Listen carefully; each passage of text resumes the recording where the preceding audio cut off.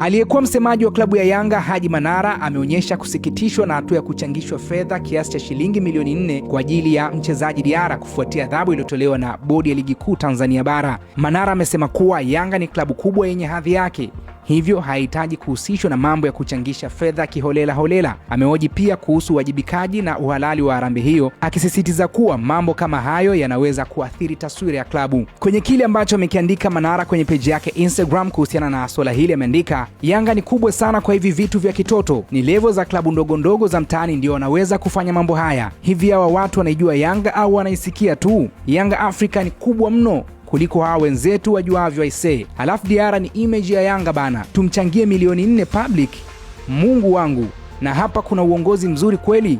Uwajibikaji upoje hapa? Taasisi imetoa ruhusa wananchi tuchangishwe na mtu binafsi? Wai kama kuna ulazima istolewe lipa namba ya club. Natumaini klabu yangu itakemea ubabaishaji huu haraka. La sivyo kila mmoja atakuja kuchangisha huku kitaa. Akaitagi klabu ya Yanga. Hii imekuja baada ya kipa wa Yanga Diarra kufungiwa michezo 3 na kutozwa faini shilingi milioni 2 kufuatia kosa la kumshambulia muamuzi wakati baada ya kumalizika kwa mchezo uliochezwa kwenye uwanja wa Jamhuri jijini Dodoma. Lakini ukiacha hivyo, tukio jingine ambalo Diarra litozwa faini shilingi milioni 2 baada ya kuonekana akionyesha ishara ya kidole cha kati alipokuwa akitoka uwanjani, kitendo kinachotafsiriwa kuwa ni matusi na dharau. Kwa Diarra amepigwa faini shilingi milioni 4, lakini pia amefungiwa mechi 3. Hapa Manara ameshare posti iliyoandikwa bili ya Diarra asipewe mwingine, tuachiwe wananchi. Ikawekwa namba ya simu pale, lipa namba iko hapo, na Haji Manara anauliza kwa nini isiwe lipa namba ya club iwe ya mtu binafsi? Anasema tofauti na hapo kila mtu atakuja kuchangisha huku mitaani. Wewe maoni yako ni yapi? Yaweke kwenye uwanja wa comment. Usisahau kusubscribe, bonyeza alama ya kengele uwe wa kwanza kupata taarifa zetu mbalimbali.